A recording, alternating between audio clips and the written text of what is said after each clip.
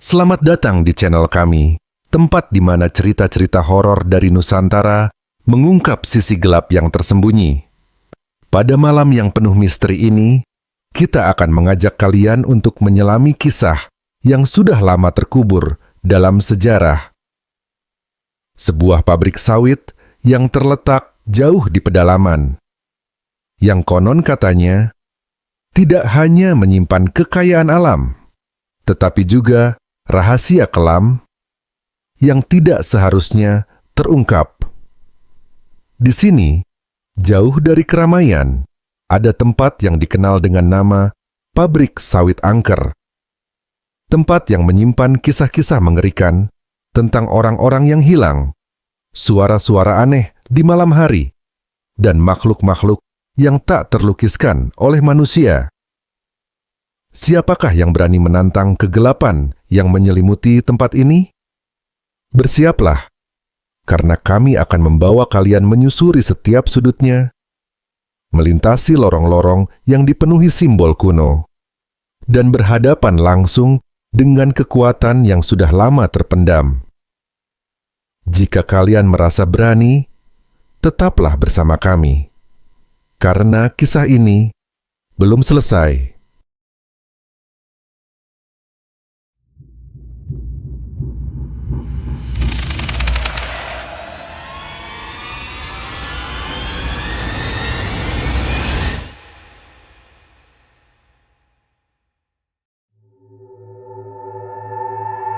Di sebuah desa terpencil di Sumatera, tersembunyi di balik rimbunnya perkebunan kelapa sawit, berdiri sebuah pabrik tua yang telah lama ditinggalkan.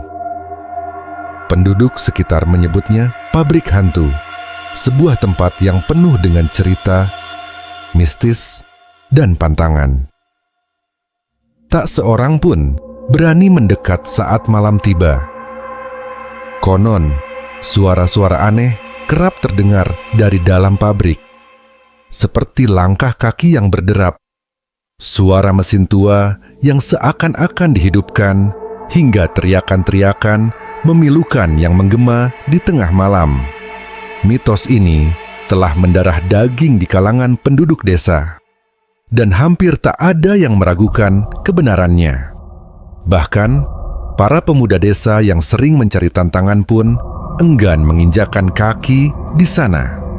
Meski demikian, cerita-cerita ini selalu menarik perhatian orang luar, terutama mereka yang haus akan misteri. Suatu hari, seorang jurnalis muda bernama Arman datang ke desa itu. Arman adalah tipe orang yang tidak percaya pada hal-hal gaib. Baginya, cerita tentang pabrik itu hanyalah mitos untuk menakut-nakuti penduduk agar tidak merambah lahan tersebut. Dia datang bersama dua temannya, Wina, seorang fotografer yang gemar mencari lokasi ekstrem, dan Dimas, seorang vlogger terkenal yang kerap mengulas tempat-tempat angker di Nusantara. Ketiganya memutuskan untuk menyelidiki pabrik sawit angker itu, bukan hanya untuk membuktikan bahwa cerita-cerita mistis itu salah, tetapi juga untuk membuat konten yang dapat menarik perhatian. Setibanya di desa, Arman bertemu dengan Pak Samin, seorang kepala dusun yang sudah tinggal di sana sejak pabrik itu masih beroperasi. Wajah Pak Samin yang keriput tampak tegang saat mendengar niat Arman dan teman-temannya. "Anak muda, aku sarankan kalian batalkan rencana itu," ujar Pak Samin dengan nada serius. "Pabrik itu bukan tempat untuk main-main. Banyak yang sudah masuk, tapi tidak semua bisa keluar dengan selamat." Arman tersenyum kecil, berusaha menenangkan lelaki tua itu. "Pak, saya paham kalau cerita ini sudah lama beredar, tapi mungkin semuanya hanya kebetulan atau cerita yang dilebih-lebihkan. Kami hanya ingin melihat sendiri. Kami tidak akan mengganggu apapun di sana." Pak Samin menghela napas panjang. "Kalau begitu, dengarkan baik-baik. Ada pantangan yang harus kalian patuhi. Jangan sekali-kali bicara keras-keras di dalam pabrik. Jangan sentuh apapun, terutama mesin-mesin tua itu. Dan yang paling penting, Kalau kalian mendengar suara memanggil nama kalian, jangan balas, abaikan saja. Mendengar peringatan itu, Dimas yang biasanya riang terlihat agak cemas. Namun, dia tetap mencoba tersenyum. Santai saja, Pak. Kami cuma ingin bikin video. Tidak akan lama-lama kok. Malam itu, mereka bertiga mempersiapkan perlengkapan. Dimas membawa kamera dan alat perekam suara, sementara Wina mempersiapkan tripod dan lampu portabel. Arman, dengan map berisi catatan sejarah pabrik, mencoba mengingat rute yang diberikan Pak Samin. Mereka berangkat sekitar pukul 10 malam saat desa mulai sepi. Jalan menuju pabrik terasa semakin menyeramkan. Di kanan kiri hanya ada pohon kelapa sawit yang menjulang tinggi, menciptakan bayangan menyeramkan di bawah cahaya bulan. Suara binatang malam terdengar nyaring, sesekali diiringi oleh suara angin yang menerpa dedaunan. Setelah berjalan sekitar 20 menit, mereka tiba di depan gerbang pabrik. Pagar besi yang berkarat dan hampir roboh berdiri tegak, seolah menjadi penjaga setia pabrik itu. Di balik pagar, bangunan pabrik terlihat gelap dan suram, dengan dinding yang penuh lumut dan jendela-jendela yang pecah. "Ayo, kita masuk," kata Arman dengan suara tegas. Dimas membuka gerbang dengan sedikit usaha. Besi tua itu berderit keras, menciptakan gema yang memekakan telinga. Wina, yang biasanya pemberani, merapatkan jaketnya dan melirik ke sekeliling dengan waspada. Begitu melangkah masuk, suasana berubah drastis. Udara terasa lebih dingin, bahkan menusuk tulang. Langit malam yang tadinya terang seolah tertutup kabut tipis. Wina menyalakan lampu portabel, memancarkan cahaya yang cukup untuk menerangi langkah mereka. Mereka mulai menjelajahi area luar pabrik. Mesin-mesin tua yang berkarat terlihat seperti monster tidur, menunggu waktu untuk terbangun. Pipa-pipa besar menjalar di tanah, sebagian terputus dan menjulur ke udara. Aroma besi tua bercampur dengan bau anyir yang tidak mereka ketahui asalnya. "Aku rasa ini tempat yang pas untuk mulai rekaman," ujar Dimas sambil menyiapkan kameranya. Namun, sebelum mereka sempat merekam apapun, Wina tiba-tiba berhenti dan menunjuk ke sebuah ruangan di ujung lorong pabrik. "Itu apa?" tanyanya pelan. Di ujung lorong terlihat pintu kayu tua yang sedikit terbuka. Dari celah pintu itu, seperti ada cahaya redup berwarna kekuningan yang berkedip-kedip. Arman mengerutkan kening. Lampu? Tapi bukankah tempat ini sudah tidak dialiri listrik? Mereka saling bertatapan. Naluri ingin tahu mengalahkan rasa takut, dan mereka perlahan berjalan menuju ruangan itu. Namun, saat mereka mendekati pintu, suara seperti langkah kaki terdengar dari dalam ruangan. Langkah-langkah itu berat, perlahan, tapi terdengar jelas. Wina meraih lengan Arman. "Kamu dengar itu kan?" bisiknya. Arman mengangguk. Ia membuka pintu itu perlahan, dan saat itu juga, cahaya di dalam ruangan padam, meninggalkan mereka dalam kegelapan yang pekat. Ruangan itu kosong, tapi bau anyir yang tajam semakin menusuk. "Siapa di sana?" Dimas berseru pelan. Tiba-tiba terdengar suara berbisik di belakang mereka. "Kenapa kalian datang?" Suara berbisik itu membuat bulu kuduk mereka berdiri. "Kenapa kalian datang?" Begitu lirih namun jelas, seperti berasal dari arah belakang. Arman, Wina, dan Dimas sontak memutar badan dengan cepat, tapi lorong di belakang mereka kosong. Hanya kegelapan pekat yang mengisi ruang itu diterangi sedikit oleh lampu portabel milik Wina yang bergetar di tangannya. "Siapa tadi yang bicara?" bisik Wina dengan suara gemetar. Matanya berkeliling penuh kecemasan. Nggak ada siapa-siapa, balas Arman dengan nada yang mencoba terdengar tenang, meskipun keringat dingin mengalir di pelipisnya. Mungkin cuma gema atau suara angin. Dimas menelan ludah, merasa sesuatu mulai tidak beres. Gema apaan? Gua dengar itu kayak orang beneran. Suaranya deket banget. Sudah, jangan panik dulu. Kita lanjut ke ruangan ini saja, ujar Arman. Mencoba menenangkan situasi, meski dalam hatinya dia merasa ada yang salah. Mereka melangkah masuk ke ruangan yang tadi memancarkan cahaya kekuningan. Ruangan itu kini benar-benar gelap. Hanya diterangi lampu portabel mereka. Tumpukan mesin tua berkarat terlihat berserakan, seperti pernah digunakan untuk memproses kelapa sawit. Dindingnya penuh coretan aneh, beberapa berupa tulisan berantakan yang sulit dibaca. Sementara lainnya seperti simbol-simbol tak dikenal. Wina mendekati salah satu dinding dan mengarahkan lampunya. "Lihat ini," katanya pelan. "Apa ini? Mantra atau semacamnya?" Tulisan itu berbunyi, "Barang siapa yang membangunkan mereka tidak akan pulang dengan selamat." Dimas yang membaca tulisan itu langsung merinding. "Gua nggak suka ini. Serius, mending kita cabut aja deh." Arman tetap bersikukuh. Ini cuma coretan orang iseng.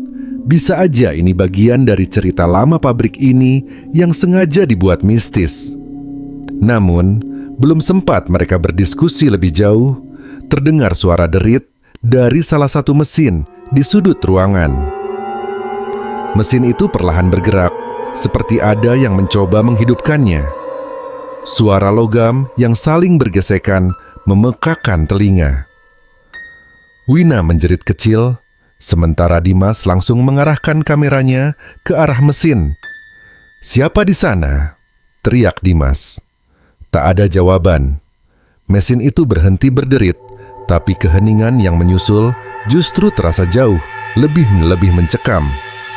Mereka saling berpandangan, dan kali ini tidak ada yang mencoba menyangkal bahwa ada sesuatu yang tidak wajar sedang terjadi. Ini enggak mungkin cuma kebetulan, gumam Wina dengan suara bergetar. Arman menyalakan senter tambahan dari ponselnya, mencoba mencari keberadaan seseorang yang mungkin bersembunyi di ruangan itu. Namun, yang mereka temukan hanyalah ruang kosong dengan mesin-mesin tua. Dimas menghela napas panjang. "Gua serius, kita pergi aja man. Ini nggak worth it." Namun, sebelum mereka sempat keluar, suara langkah kaki kembali terdengar. Kali ini lebih jelas dan lebih dekat. Langkah itu terdengar seperti berasal dari lorong yang baru saja mereka lewati. "Lo dengar itu kan?" bisik Wina sambil mundur perlahan. Langkah itu semakin mendekat hingga akhirnya berhenti tepat di depan pintu ruangan. Mereka menatap pintu itu dengan napas tertahan. Tidak ada yang berani bergerak. Pintu berderit pelan, seolah ada seseorang yang mendorongnya. Tapi tidak ada yang terlihat di baliknya. Ruangan menjadi sunyi lagi, tapi ketegangan di udara semakin menyesakan. "Ini nggak normal," bisik Dimas. "Gua bilang, kita keluar sekarang." Arman akhirnya mengangguk, merasa mereka harus mundur sebelum keadaan bertambah buruk. "Oke, kita keluar, tapi pelan-pelan." Mereka bergerak kembali ke lorong dengan langkah hati-hati, berusaha tetap bersama agar tidak ada yang tertinggal. Namun, suasana di lorong terasa berbeda. Udara semakin dingin, dan bau anyir yang tajam menyeruak, membuat mereka mual. Saat mereka melangkah lebih jauh, Wina tiba-tiba berhenti. "Tunggu, ini bukan jalan yang tadi," katanya dengan panik. Arman menoleh ke sekeliling. Lorong yang mereka lalui seharusnya lurus, tapi sekarang terasa berkelok-kelok. Mesin-mesin yang tadi terlihat berserakan di kanan kiri lorong juga hilang. Sebagai gantinya, dinding lorong terlihat dipenuhi dengan coretan-coretan baru yang mereka yakin sebelumnya tidak ada. "Gimana mungkin? Kita kan cuma lurus aja tadi," ujar Dimas dengan nada panik. Arman mengeluarkan ponselnya untuk melihat peta digital, tapi sinyal hilang sepenuhnya. Tidak ada koneksi, dan kompas di ponselnya pun hanya berputar tanpa arah. "Jangan panik," ujar Arman, meskipun suaranya mulai terdengar cemas. "Kita pasti bisa keluar. Kita cuma perlu ikuti arah balik saja." Namun, saat mereka mencoba kembali ke arah yang mereka pikir sebagai pintu keluar, lorong itu terasa seperti semakin memanjang. Mereka berjalan dan berjalan, tapi tidak pernah menemukan ujungnya. Tiba-tiba, terdengar suara tangisan. Tangisan itu terdengar jauh di depan mereka, tapi perlahan mendekat, menjadi lebih jelas dan memilukan. "Jangan didengar," seru Wina dengan nada ketakutan. "Pak Samin bilang, abaikan saja suara apapun yang kita dengar." Namun, Dimas tidak bisa menahan rasa ingin tahunya. "Siapa itu?" teriaknya, meskipun Wina dan Arman mencoba menahannya. Tangisan itu berhenti. Ruangan kembali sunyi, tetapi kini udara terasa jauh lebih berat, seperti ada sesuatu yang mengawasi mereka. Tiba-tiba, lampu portabel Wina mati mendadak. Gelap total menyelimuti mereka. Dimas mencoba menyalakan kameranya yang memiliki lampu bawaan, tapi tombolnya tidak merespons. "Wina, nyalain lampunya lagi," seru Arman. Aku enggak bisa. Ini mati," balas Wina. Tangannya gemetar. Di tengah kegelapan itu, terdengar suara berat yang menggelegar. "Kalian tidak seharusnya di sini." Suara itu bukan hanya terdengar dari satu arah, tetapi dari segala penjuru, menggetarkan ruang di sekitar mereka. Wina menjerit, Dimas memeluk kameranya erat, dan Arman berdiri mematung. Seketika, lampu portabel menyala kembali dengan sendirinya. Tapi yang mereka lihat membuat darah mereka membeku. Di ujung lorong, berdiri sosok tinggi dengan tubuh yang hampir tidak berbentuk. Hanya bayangan hitam yang tampak seperti asap tebal. Matanya merah menyala, menatap lurus ke arah mereka. Ketiganya membeku di tempat, tidak sanggup mengalihkan pandangan dari sosok hitam pekat di ujung lorong. Mata merah menyala itu seperti menusuk jiwa mereka, mengunci langkah dan membungkam suara. Sosok itu diam, tak bergerak. Namun keberadaannya membuat udara di sekitar terasa seperti dihimpit sesuatu yang berat. Arman, itu apa?" Suara Wina hampir tak terdengar, bergetar karena ketakutan. Arman, yang biasanya skeptis terhadap hal-hal gaib, mendapati dirinya kehilangan kata-kata. Otaknya berusaha mencari logika di balik fenomena ini. Tapi, tubuhnya tidak bisa menyangkal rasa takut yang menjalar. "Jangan lihat matanya!" Dimas tiba-tiba berseru, menarik perhatian Wina dan Arman. "Gua pernah baca, makhluk kayak Katua kayak gitu bakal ngambil kekuatan kita kalau kita terus tatap dia." Mereka bertiga segera mengalihkan pandangan, meskipun rasa ingin tahu yang bercampur dengan ketakutan tetap membuat jantung mereka berdetak kencang. Namun, suara langkah berat terdengar dari arah sosok itu, perlahan tapi pasti, mendekat ke arah mereka. "Lari!" Arman akhirnya berseru, menarik lengan Wina, dan memimpin mereka keluar dari lorong. Mereka berlari secepat mungkin, tapi lorong yang seharusnya pendek terasa seperti tidak berujung. Dinding-dinding yang penuh coretan tampak bergerak, melengkung, dan memanjang, seperti hendak menelan mereka hidup-hidup. Apaan ini? Kenapa kita enggak sampai-sampai?" Dimas berteriak panik sambil memegang erat kameranya. Di tengah pelarian, Wina tersandung sesuatu dan jatuh.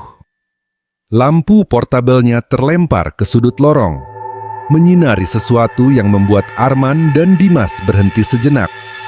Itu adalah tumpukan kain lusuh yang terikat seperti karung, tetapi bentuknya aneh. Arman mendekati kain itu dengan ragu-ragu, meskipun nalurinya mengatakan untuk menjauh.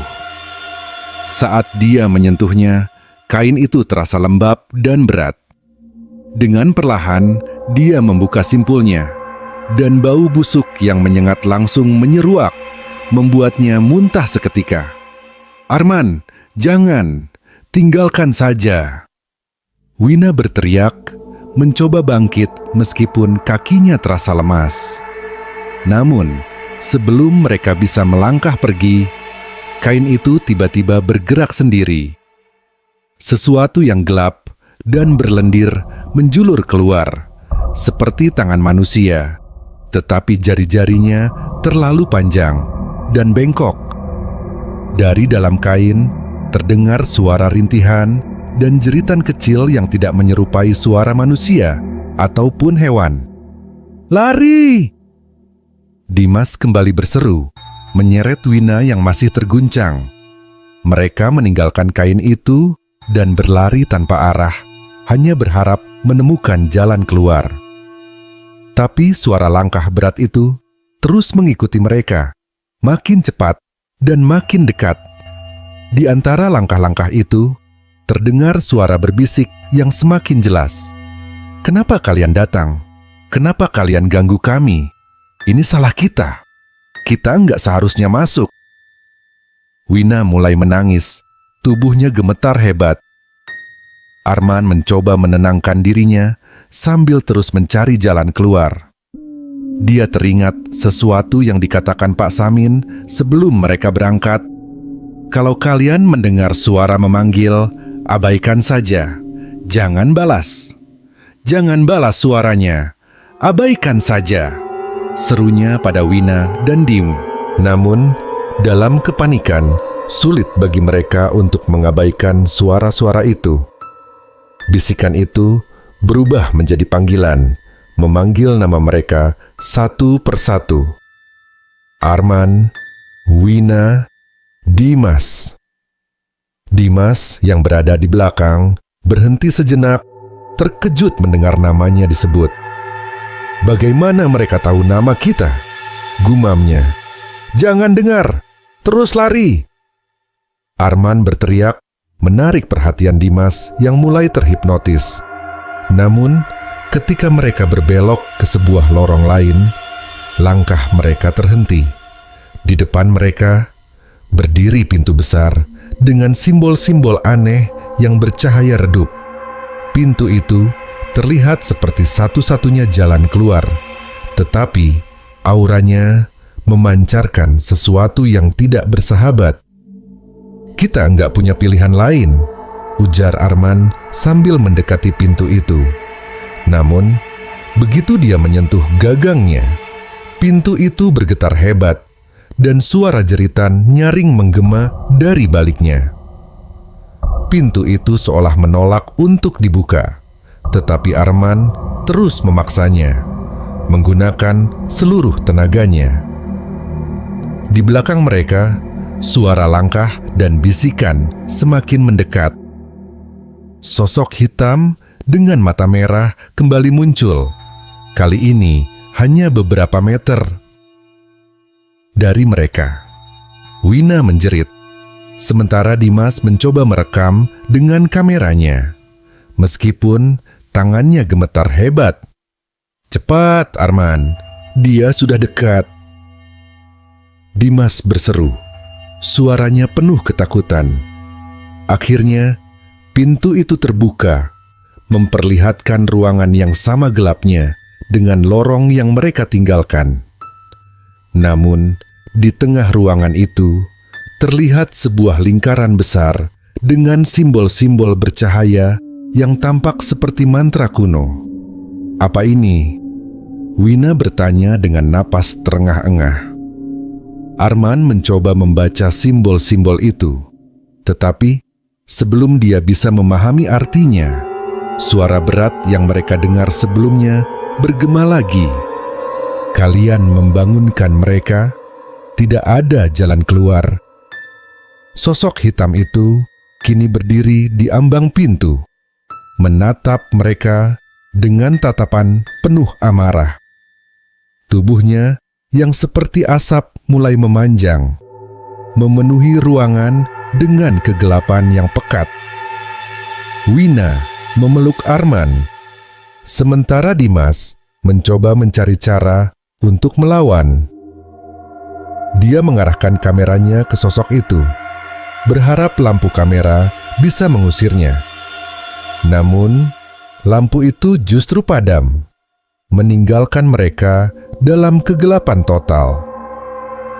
Dalam kegelapan itu, mereka mendengar suara jeritan lain, kali ini berasal dari bawah mereka.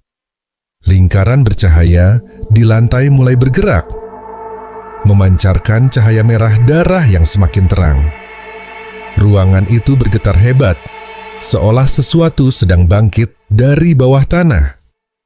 "Arman, apa ini?" Wina menangis, tubuhnya tidak mampu bergerak. Arman tidak menjawab. Dia hanya bisa menatap ke lingkaran itu yang kini memunculkan sesosok bayangan lain, lebih besar dan lebih mengerikan daripada sosok di pintu. Tidak ada jalan keluar. Suara itu bergema lagi, lebih keras dan lebih menyeramkan. Ruangan itu berguncang hebat, seolah-olah sesuatu dari dalam tanah sedang berusaha keluar. Lingkaran bercahaya di tengah ruangan kini bersinar semakin terang, memancarkan cahaya merah yang menyerupai darah. Di sekeliling lingkaran, simbol-simbol kuno yang tertulis di lantai mulai bergerak, seperti hidup, merayap, dan menjalar ke dinding-dinding ruangan. Wina jatuh terduduk sambil menangis. Tubuhnya tidak mampu bergerak lagi. "Apa yang terjadi? Kita harus keluar. Aku nggak mau mati di sini." Jeritnya putus asa. Dimas berdiri di sampingnya, mencoba mencari jalan keluar dengan kameranya yang kembali menyala. Namun, di layar kamera, dia melihat sesuatu yang tidak terlihat oleh mata telanjang. Ada sosok-sosok kecil berwarna hitam bergerak cepat di sekeliling mereka, berlari, berputar, dan melompat-lompat di dinding serta lantai. Sosok-sosok itu seperti bayangan anak-anak dengan tubuh kurus dan kepala besar. Mereka mengeluarkan suara cekikikan yang terdengar tajam dan menyakitkan. "Gue lihat sesuatu, tapi cuma di kamera," kata Dimas dengan suara gemetar. Dia menunjuk layar kepada Arman yang mencoba mengintip, namun ponsel Dimas tiba-tiba mati tanpa sebab. "Sudahlah, Dimas, kamera lo nggak akan bantu kita sekarang," balas Arman yang mulai kehilangan kesabarannya. Dia memeluk Wina, berusaha membuatnya berdiri. Namun sebelum mereka sempat bergerak, suara berat itu kembali terdengar. Kali ini lebih jelas dan lebih mengancam. "Kalian membangunkan mereka. Kalian harus membayar." Di tengah lingkaran bercahaya, sesuatu mulai muncul. Sebuah tangan besar dengan jari-jari panjang dan bersisik keluar dari tanah, mencengkeram lantai dengan kekuatan yang cukup untuk membuat lantai itu retak. Bau anyir yang luar biasa menyengat memenuhi ruangan, membuat ketiganya hampir muntah. Arman menarik Wina ke belakang, menjauh dari lingkaran itu. "Kita harus keluar dari sini sekarang juga," katanya tegas. Namun, saat mereka hendak menuju pintu tempat mereka masuk, sosok hitam besar dengan mata merah yang tadi mengikuti mereka muncul di sana. Sosok itu kini tampak lebih besar. Tubuhnya seperti asap pekat yang membentuk wujud, menyerupai manusia, dengan 2 mata merah menyala yang menatap langsung ke arah mereka. Tidak ada jalan keluar, ulang sosok itu dengan suara yang menggema di seluruh ruangan. Dimas mencoba melawan rasa takutnya dan melangkah maju. "Apa yang kalian mau? Kenapa kami enggak boleh pergi? Kami enggak sengaja datang ke sini," teriaknya. Sosok itu tidak menjawab. Sebaliknya, ia mengangkat salah satu tangannya yang besar dan menunjuk ke lingkaran di tengah ruangan. Dari lingkaran itu, muncul kepala makhluk besar dengan rahang yang penuh gigi tajam. Mata makhluk itu kosong, namun tetap terasa menatap langsung ke arah mereka. "Kalian telah membangunkan kami." Suara berat itu kembali terdengar, namun kali ini berasal dari makhluk yang muncul di lingkaran. "Kalian masuk ke tempat ini tanpa izin. Jiwa kalian adalah harga yang harus dibayar." Wina berteriak histeris, menarik perhatian makhluk itu. Arman mencoba menenangkannya, tetapi makhluk besar di lingkaran itu mulai merangkak keluar, tubuhnya yang berlendir menyeret dirinya ke lantai. "Kita harus kabur sekarang." Arman menarik Dimas dan Wina, mencoba mencari jalan lain di ruangan itu. Dia melihat sebuah tangga kecil di sudut menuju ke bagian atas pabrik. Tanpa berpikir panjang, mereka bertiga berlari ke arah tangga tersebut. Makhluk-makhluk di belakang mereka mengeluarkan suara jeritan yang memekakan telinga, memenuhi ruangan dengan gema yang mengerikan. Lantai di bawah mereka mulai retak, dan suara gemuruh terdengar semakin keras. Mereka berhasil mencapai tangga dan mulai naik satu persatu. Namun, saat hampir sampai di atas, salah satu anak tangga patah membuat Wina hampir terjatuh. "Pegang aku!" Arman meraih tangannya, menarik Wina kembali dengan susah payah. Dimas sudah berada di atas, memancarkan lampu kamera untuk membantu mereka. "Cepat Arman, mereka sudah dekat." Arman dan Wina akhirnya sampai di atas, tapi pemandangan di sana tidak kalah menyeramkan. Atap pabrik itu dipenuhi lubang-lubang besar, dan langit di atas mereka tampak gelap meskipun tidak ada awan. Di kejauhan, mereka bisa melihat pemandangan ladang sawit, tetapi jalan keluar seolah terlalu jauh untuk dicapai. Di sana, Dimas menunjuk ke sebuah jembatan logam tua yang mengarah ke menara pengawas pabrik. "Mungkin dari sana kita bisa keluar." Tanpa banyak bicara, mereka berlari menuju jembatan itu. Namun, saat mereka melintasinya, suara retakan terdengar. Jembatan itu sudah tua dan berkarat, dan kini tidak mampu menahan berat mereka bertiga. "Kita harus cepat," seru Arman, memimpin mereka ke ujung jembatan. Namun sebelum mereka mencapai ujung, jembatan itu runtuh.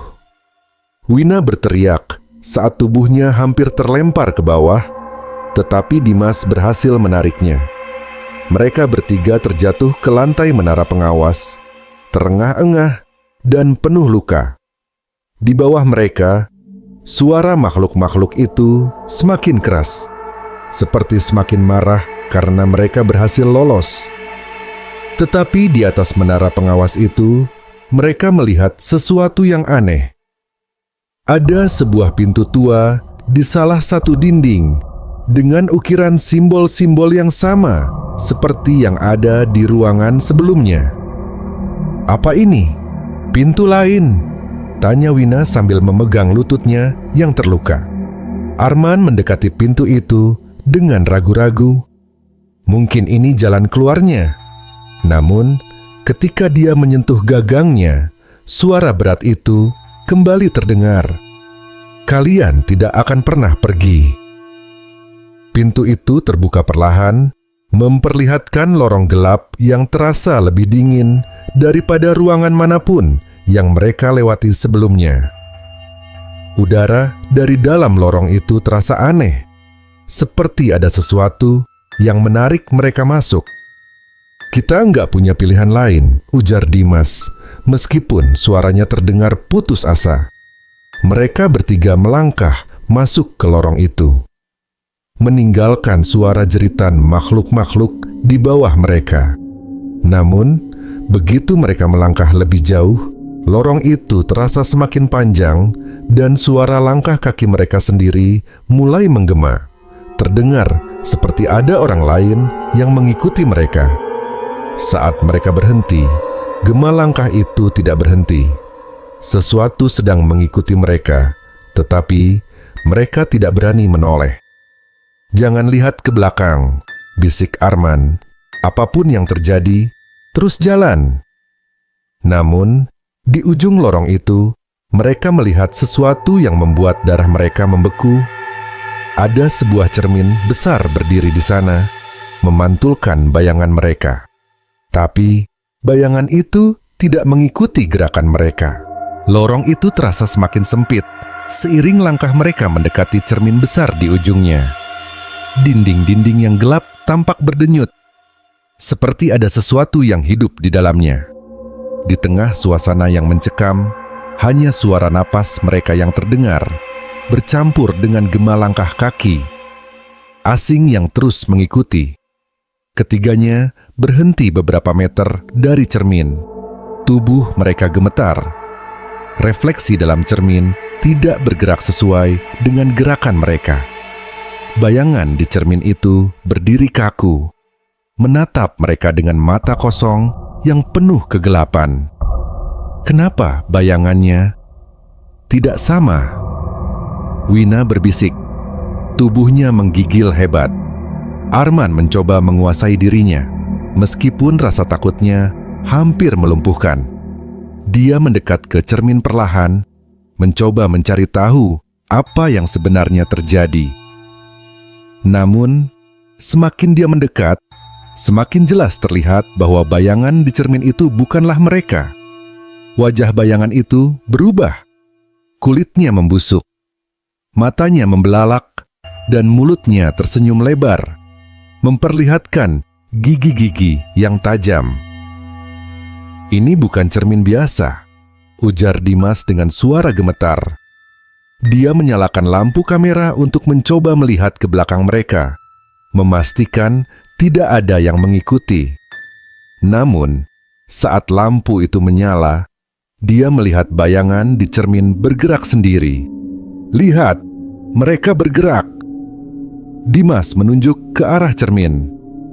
Arman menoleh cepat, matanya membelalak ketika melihat bayangan di cermin perlahan mendekati mereka. Meskipun mereka tetap diam, refleksi itu mulai keluar dari cermin. Tangan hitam pekat dari bayangan itu meraih ke arah Wina, yang langsung berteriak panik. "Jangan biarkan mereka menyentuh kita." Arman menarik Wina ke belakang, menjauh dari cermin. Namun, lorong di belakang mereka tiba-tiba berubah. Dindingnya kini tertutup akar-akar besar yang bergerak, menghalangi jalan kembali. Bau anyir kembali memenuhi udara, membuat mereka mual. Di tengah situasi itu, suara berat yang terus menghantui mereka bergema lagi. "Kalian tidak bisa lari. Jiwa kalian adalah milik kami." Cermin itu kini memancarkan cahaya merah yang menyilaukan. Bayangan mereka sepenuhnya keluar dari cermin, berdiri di hadapan mereka dengan senyum mengerikan. Masing-masing bayangan menatap langsung ke arah aslinya, seolah menantang mereka. "Apa mereka mau menggantikan kita?" Wina berbisik, air matanya mengalir deras. Arman tidak menjawab. Dia menggenggam tangan Wina erat, mencoba mencari jalan keluar. Namun, lorong itu kini benar-benar berubah menjadi jebakan. Di depan mereka, cermin semakin berkilauan dan bayangan itu mulai mendekat. Dimas, yang berdiri paling dekat dengan cermin, mencoba melawan ketakutannya. Dia mengeluarkan kamera dan mengarahkannya ke bayangan yang menyerupai dirinya. "Kalau ini terakhir gue mau tahu apa yang sebenarnya terjadi," katanya sambil menekan tombol rekam. Namun, saat dia mulai merekam, bayangan dirinya tiba-tiba melompat maju dengan kecepatan yang tidak manusiawi, mencengkeram leher Dimas dan menariknya ke arah cermin. Dimas berteriak, meronta-ronta, tetapi kekuatan bayangan itu terlalu besar. "Arman, tolong gue!" jerit Dimas sebelum tubuhnya sepenuhnya diseret masuk ke dalam cermin. "Dimas!" Wina berteriak histeris, mencoba mendekat untuk menolong, tetapi Arman menahannya.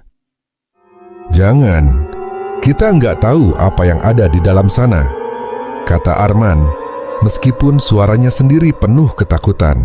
Cermin kembali memantulkan gambar mereka. Tetapi kali ini Dimas sudah tidak ada. Hanya ada Wina dan Arman, yang kini terlihat lebih pucat dan tertekan. Bayangan mereka di cermin masih berdiri, namun kini hanya ada dua. Refleksi mereka tersenyum lebar, seolah mengejek. Dari cermin, terdengar suara jeritan Dimas yang bergema, bercampur dengan suara tawa makhluk-makhluk mengerikan. "Kita harus keluar dari sini," ujar Arman tegas, meskipun hatinya terasa berat meninggalkan Dimas. Dia menarik Wina, yang masih terpaku menatap cermin. Namun, saat mereka mencoba menjauh, bayangan mereka kembali melangkah keluar dari cermin. Lebih cepat dan lebih agresif daripada sebelumnya. Bayangan itu bergerak seperti asap, menyatu dengan lorong yang penuh akar-akar hidup.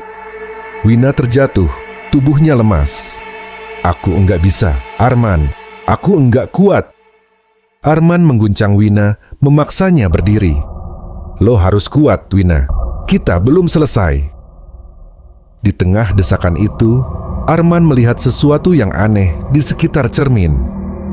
Ada tulisan-tulisan kuno yang berpendar samar di dinding sekitar cermin. Simbol-simbol itu mirip dengan yang mereka lihat sebelumnya di ruangan besar di pabrik. "Simbol ini, mungkin ini cara untuk menghentikan mereka," ujar Arman. Dia mendekati dinding dengan cepat, meskipun bayangan mereka terus mendekat. Arman mencoba mengingat pola simbol yang mereka lihat di lingkaran sebelumnya, menggambar ulang dengan tangannya di udara, berharap sesuatu terjadi. Bayangan itu hampir menyentuh mereka ketika simbol-simbol di dinding tiba-tiba menyala terang, memancarkan cahaya putih yang menyilaukan. Suara jeritan melengking memenuhi lorong, dan bayangan itu berhenti, bergetar seperti sedang tersiksa. Cermin besar itu mulai retak, perlahan-lahan hancur, hingga akhirnya pecah menjadi ribuan keping. Dari dalam cermin, terdengar suara-suara aneh yang perlahan menghilang, seperti terhisap ke dalam kekosongan. Arman terjatuh ke lantai, terengah-engah, sementara Wina memeluknya erat. Namun, meskipun cermin itu hancur, lorong di sekitar mereka tetap gelap dan mencekam. "Apa kita berhasil?" tanya Wina dengan suara gemetar. Arman menggeleng. "Gue nggak tahu, tapi kita harus terus jalan." Mereka berdua melangkah perlahan ke ujung lorong yang kini kembali sunyi. Saat mereka keluar, mereka mendapati diri mereka berada di tengah ladang sawit yang gelap, dengan bulan purnama yang tampak redup di langit. Namun, mereka segera menyadari sesuatu yang aneh. Ladang sawit itu terasa terlalu tenang, terlalu sepi. Tidak ada suara binatang, tidak ada angin. "Ini bukan ladang yang tadi," ujar Arman menyadari sesuatu. Wina menggenggam tangannya erat. Matanya memandang ke sekeliling dengan cemas. Kalau ini bukan tempat kita, lalu kita di mana? Di kejauhan, mereka mendengar suara langkah berat, diiringi bisikan-bisikan familiar yang kembali membuat bulu kuduk mereka meremang. Kalian belum selesai. Kalian tidak akan pernah bisa keluar. Bersama suara itu, kegelapan mulai menyelimuti ladang, perlahan tapi pasti, menelan apapun yang ada di hadapan mereka.